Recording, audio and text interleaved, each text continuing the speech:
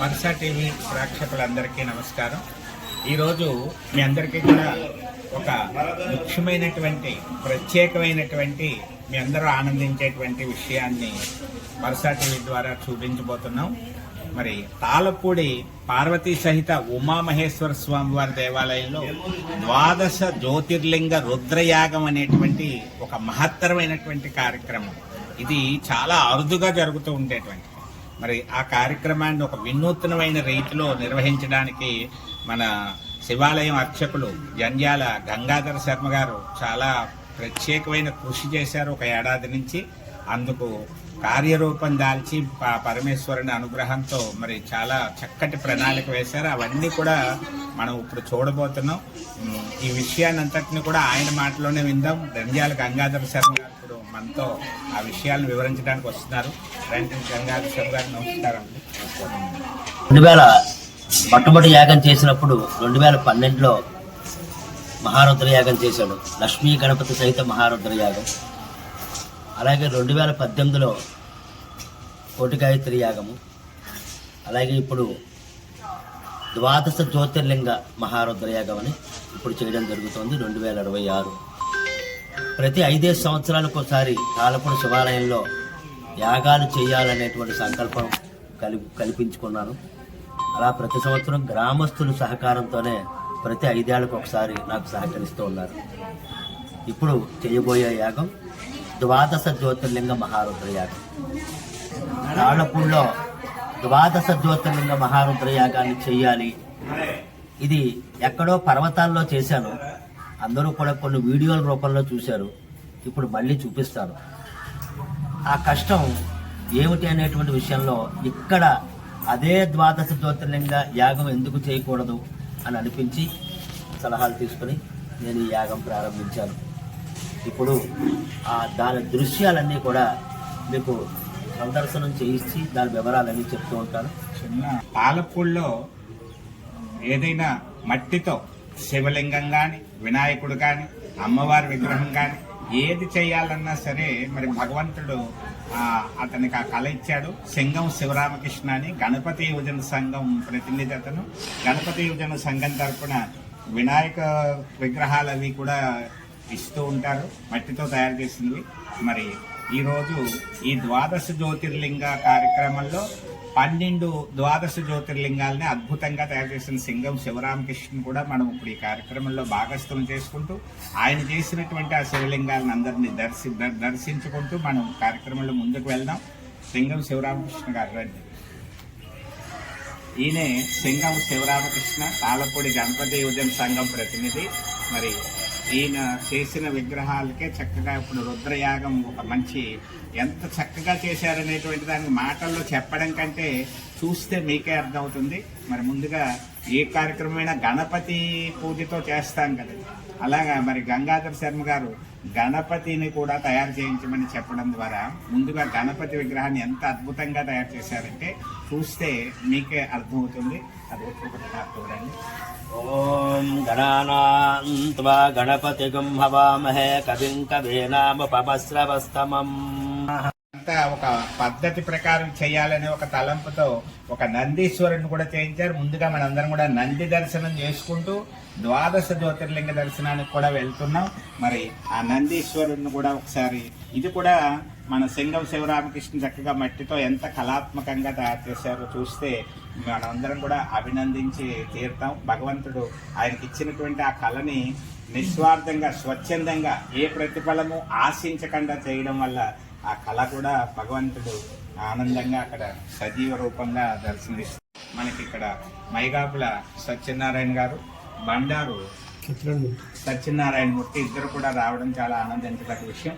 వారు కూడా మనతో భాగస్థులు అవుతున్నారు ఈ కార్యక్రమంలో.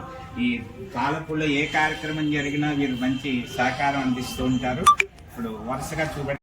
స్వామివారికి సౌరాష్ట్రే సోమనాథంచ, ఈయన సోమనాథేశ్వర స్వామి వారి దేవాలయంగా చక్కగా మొట్టమొదటి శ్లోకమే సౌరాష్ట్రే సోమనాథంచ. గుజరాత్ దేశంలో ఉన్నటువంటి రాష్ట్రంలో ఉన్నటువంటి స్వామివారు శ్రీశైల మల్లికార్జును తయారు చేశారు.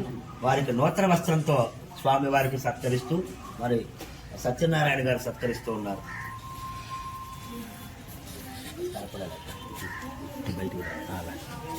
మధ్యప్రదేశ్లో ఉంటుందండి ఈ లింగం.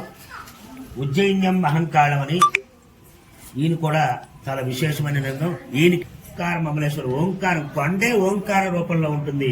ఆ మధ్యలో వెలిసాడు ఆయన.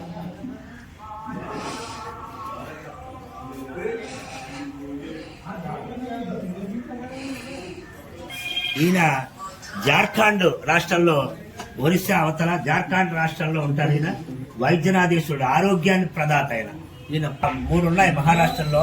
అందులో ఒకటి కాకిన్యాం భీమశంకరం. ఈయన్ని కలవ రాముల వారు స్వయంగా తయారు చేసుకున్నటువంటి లింగం. మరి శ్రీలంకకు వెళ్ళడానికి ముందుగా సీతాదేవి లింగాన్ని తయారు చేసి అభిషేకం చేసింది. అది సైకత లింగం అంటారు. సముద్రం మధ్యలో ఉంటుంది ఆ రామేశ్వర స్వామి వారు.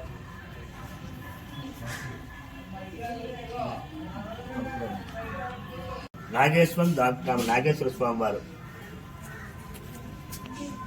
కాశీ విశ్వేశ్వర స్వామి వారి దేవస్థానంలో విశేషమైనటువంటి ఆదరణ పొందలతో ఉన్నారు. ఈ మధ్య కాలంలో విశ్వేశ్వర స్వామి వారి దేవాలయంలో అక్కడి కాశీ విశ్వేశ్వరుడు అనగా ఉత్తరవాహిని, ఆ గంగానది ఉత్తరవాహినిగా ఉంటూ ఉంటుంది.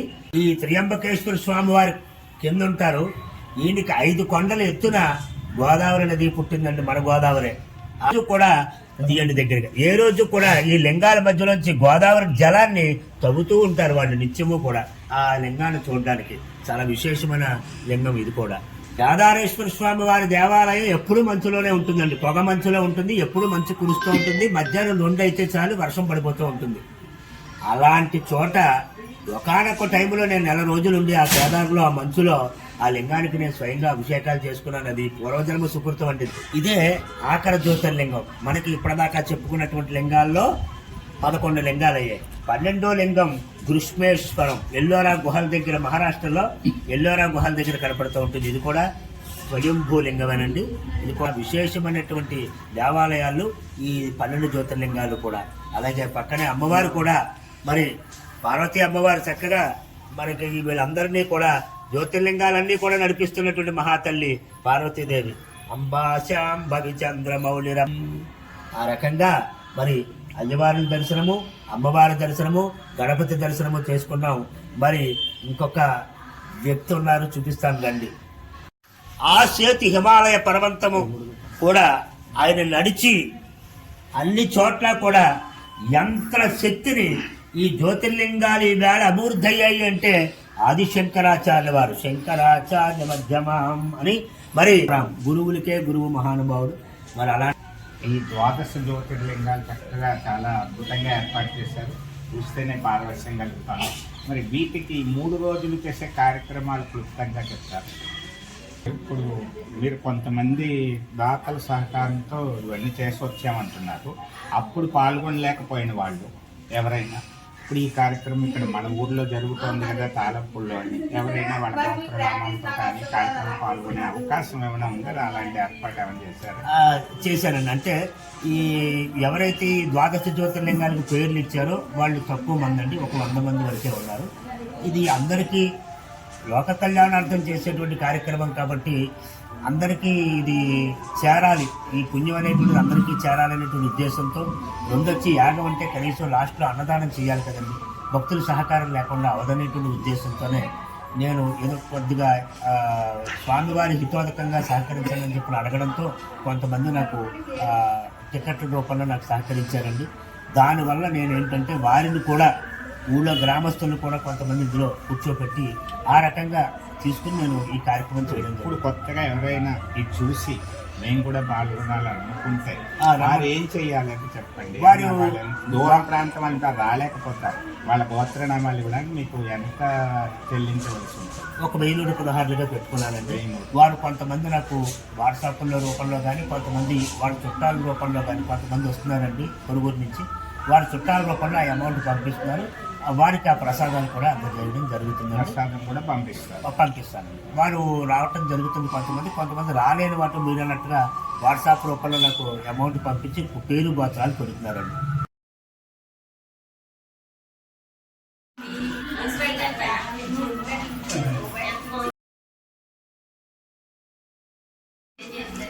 పార్వతీ సహిత ఉమామహేశ్వర స్వామి వారు. ఆయన పేరు పార్వతీ సహిత ఉమామహేశ్వర స్వామి వారు అండి. ఈయన ఇక్కడ వెలిసి అంటే పునఃప్రతిష్ఠా కార్యక్రమం చేసి 200 సంవత్సరాలు సుమారు. ప్రధాన వ్యవస్థాపకులు ఎవరైనా ఉన్నారు? ప్రధాన వ్యవస్థలు నూరి వెంకట స్వామరాజు గారు అని చెప్పి పెనుగొండ అండి, వారు ఇక్కడ స్థాపించారు. నూరి వంశీకులు అండి, వాళ్ళు రేపు రాబోయే కార్యక్రమానికి కూడా వస్తా ఉన్నారు. అయ్యా ఈయనే పార్వతీ సహిత ఉమామహేశ్వర స్వామిగా, అంతకుముందు జలబాండేశ్వర స్వామిగా ఉండేది కండి. ఆ రోజుల్లో మనం లేవు కాబట్టి చరిత్ర చెప్తోంది. ఇప్పుడు